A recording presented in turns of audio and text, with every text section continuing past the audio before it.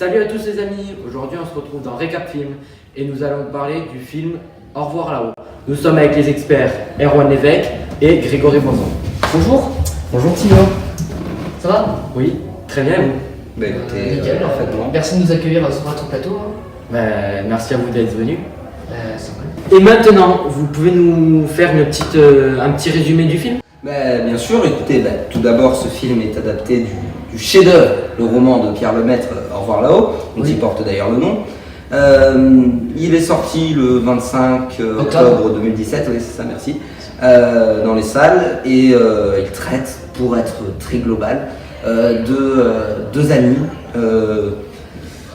Édouard Péricourt et Albert Maillard, c'est ça, merci, qui sont deux soldats qui sont dans les tranchées pendant la Première Guerre mondiale et en sauvant Albert, Édouard va se faire blesser par un obus et il va devenir ce qu'on appelle une gueule cassée, comment se surnommer les soldats, une gueule cassée. Exactement. Et Albert, pendant tout ce temps, va s'occuper de lui jusqu'à ce que comment il s'appelle, Édouard rencontre Louise, une petite orpheline qui venait apporter Le lait, oui, à Albert, qui va lui redonner ce goût à la vie qu'il avait perdu depuis son accident. Et là, il va se remettre le dessin, sa passion, qui depuis toujours, il a toujours aimé dessiner, depuis le début du film c'est montré, notamment avec le rejet du père d'Édouard, car celui-ci est un artiste et qui ne s'intéresse pas aux affaires comme lui.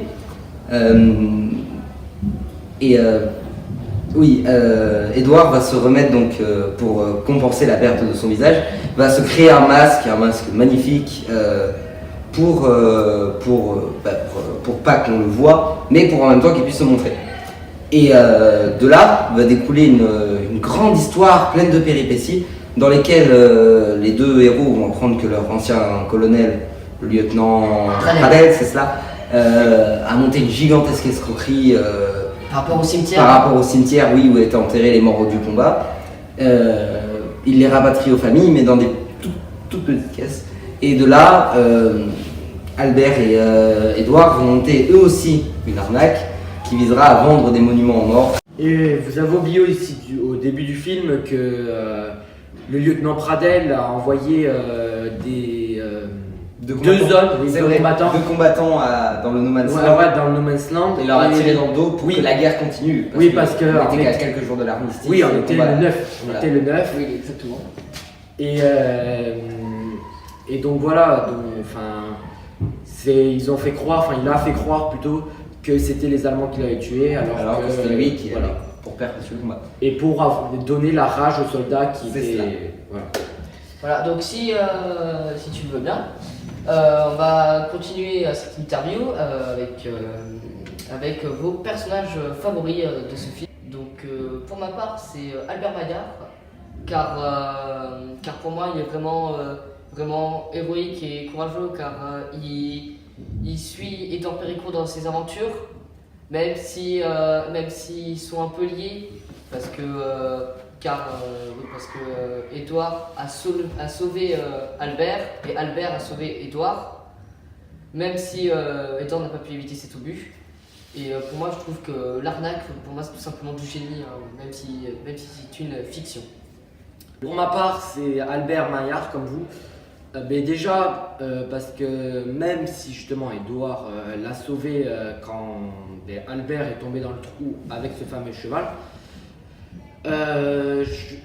Albert quand même a sauvé Édouard, l'a soutenu dans tout ce qu'il a fait, aller quand même voler de la morphine aux personnes blessées, amputées, car Édouard en fait était mort aux archives parce qu'il avait demandé à Albert de le tuer aux archives, parce que Édouard voulait pas retourner dans sa famille. Donc il n'avait pas le droit de la morphine parce qu'il était mort. Mais voilà. Albert lui en avait donné, il avait commencé à développer une dépendance. Oui voilà, donc. Il était oui voilà. Mais la morphine est une drogue. Oui, aussi.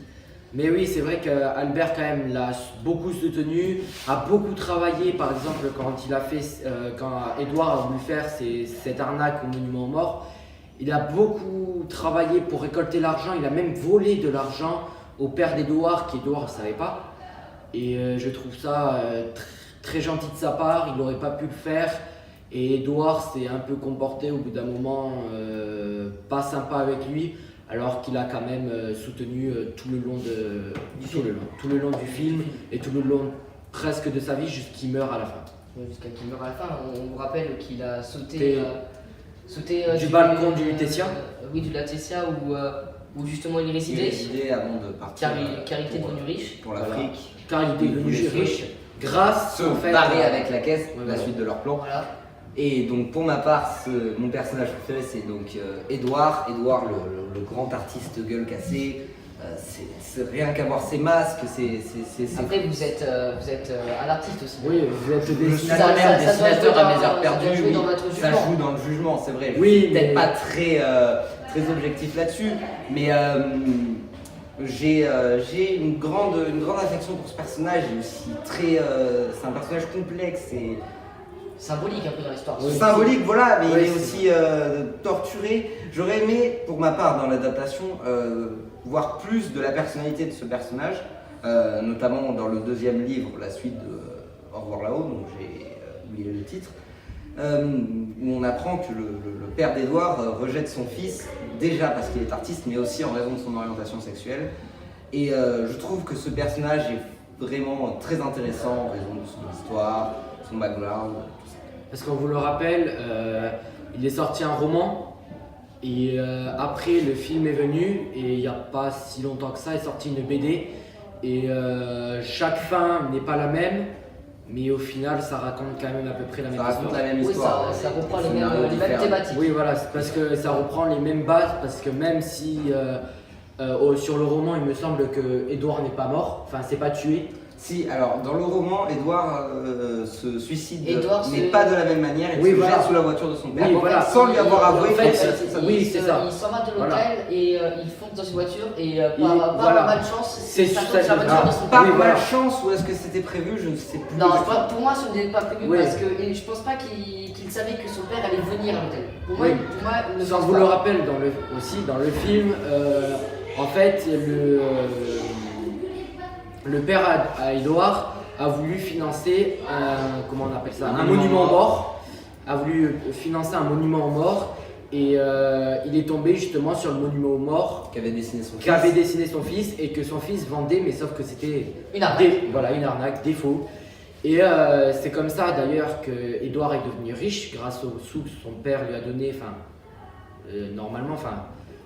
D'ailleurs, ce n'est pas le père, c'est le maire du 8e avec qui Oui, voilà. le père d'Édouard est très proche. Hein. Oui. On le voit plusieurs fois dans son bureau, car on vous rappelle que le père d'Édouard est le président à ce moment-là dans l'histoire. Voilà. Pas le président de la République, Non. c'est le président de son entreprise. Oui, Oui. le président de son entreprise.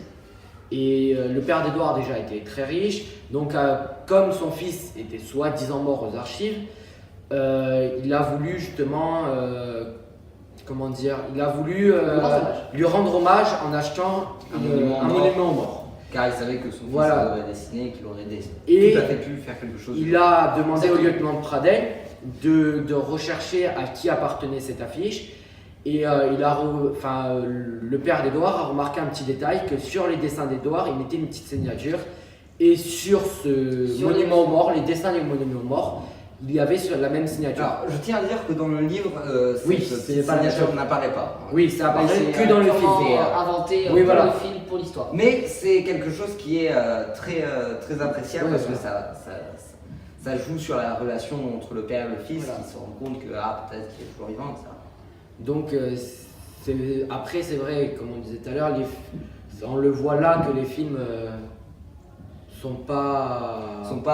diffèrent avec la bande dessinée et le roman, mais suivent les mêmes trames comme l'a dit Grégory. Oui, voilà. Exactement. Et maintenant, on a terminé sur vos personnages préférés. Oui. Donc on va passer sur vos avis. Pour votre part. Je vous laisse commencer, Erwan. Alors, merci. Moi, ce que j'ai pensé de ce film, c'est globalement, comme je l'ai dit au début, une adaptation très fidèle, mais en même temps très libre du roman, que j'ai pour ma part apprécié sous plusieurs coutures. Rien au niveau du scénario, bien sûr, au niveau de la technique, l'éclairage, la musique, aussi qui était très émouvante tout en étant discrète. Les masques réalisés par Edouard, oui, qui étaient magnifiques, et plein d'autres détails on a vraiment l'impression, il n'y a pas j'ai remarqué aucun détail anachronique, et Dieu sait que je fais attention là-dessus, dans le film. Tout est cohérent par rapport à l'histoire. Voilà, c'est tout ce que j'ai à dire sur le film. Il est excellent, allez le voir si ce n'est pas déjà fait. Pour votre part Vas-y, d'accord. Chef. Pour moi, j'ai trouvé ce film excellent. Déjà, les prises de vue, par exemple, au début dans la tranchée, fait par un drone, je trouve ça très réaliste, exceptionnel pour moi. Les masques, comme le disait Erwan, sont très bien faits. L'histoire en elle-même est très jolie, très bien fait aussi. Le film est très bien réalisé. Que dire de plus? Franchement, c'est un très bon film et voilà, allez le voir aussi. Qu'est-ce que vous voulez. Pour ma part, j'ai trouvé ce film vraiment très, très touchant, très émouvant, avec notamment les plans faits par le drone au début du film, ou le plan dans la tranchée qui est vraiment extraordinaire. On voit un après les autres les visages des soldats, donc ce sont des acteurs, et puis aussi il y a une scène franchement que j'ai adorée, c'est quand le lieutenant Pradel reçoit l'ordre, reçoit le papier comme voilà, l'ordre de cesser le feu, et on ne sait pas à quoi ressemble ce lieutenant, car il est dans l'ombre, et plus on monte, plus on voit son visage, et franchement c'est une scène que j'ai pas de mots, c'est incroyable. C'est incroyable, et pour moi, allez voir ce film. Franchement, vous ratez quelque chose si vous n'êtes pas allé le voir. Payez votre ticket pour aller le voir, franchement c'est un chef-d'œuvre. Je viens de remarquer que vous avez dit votre scène préférée dans ce film. Oui. Vous, votre scène? Alors, pour ma part, ma scène préférée, je pense que c'est celle où Louise se rend compte qu'Edouard est une gueule cassée, qu'elle enlève son masque et qu'elle touche sa blessure, et qu'elle, à ce moment-là, lui transmet sans l'intermédiaire des mots. C'est là que la réalisation a joué finement. Donc, on n'a pas besoin de mots pour comprendre la scène, juste le jeu des acteurs, la musique et la mise en scène. Tout ça font comprendre les émotions sans qu'on ait besoin de paroles.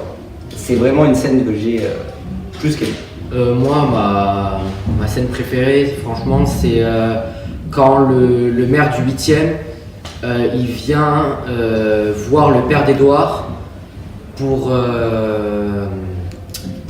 lui dire que des tableaux, plutôt des monuments aux morts, sont à vendre et lui présenter lesquels. Et franchement, ce personnage, le maire du 8e, il est débile, clairement. Il est hyper drôle parce qu'il fait que des bêtises.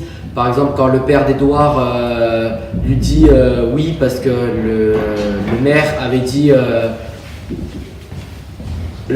je suis bête, et le père d'Edouard a dit bah oui, vous êtes bête. Oui, ce personnage fait office de running oui, gag. Chaque fois qu'il apparaît, c'est pour tout à fait, voilà, d'humour dans le film. Donc clairement, moi, à chaque fois que ce personnage venait, c'était mes scènes préférées. Même ma scène préférée, il y en avait une qui était exceptionnelle. Et franchement, oui, c'était le seul moment en fait dans le film qui était assez drôle, parce que le reste c'était très instructif et émouvant surtout. D'accord. Je tiens à dire aussi que nous avons vu ce film, non seulement pour nos téléspectateurs, mais aussi dans le cadre du Festival international du film d'histoire. Bon, là, c'est l'affiche de l'année dernière, on n'a pas pu se procurer celle de cette année. Mais ce festival retrace, sur une période donnée, tous les films qui peuvent exister dessus, et les plus marquants finalement. Les plus connus. Et si vous avez jamais eu l'occasion d'assister à ce festival, de regarder les films qui sont présentés, je ne saurais que vous le conseiller. Voilà. Bon, on peut conclure ici. On peut conclure ici. On se retrouve dans une autre vidéo pour un autre film. Et merci, au revoir.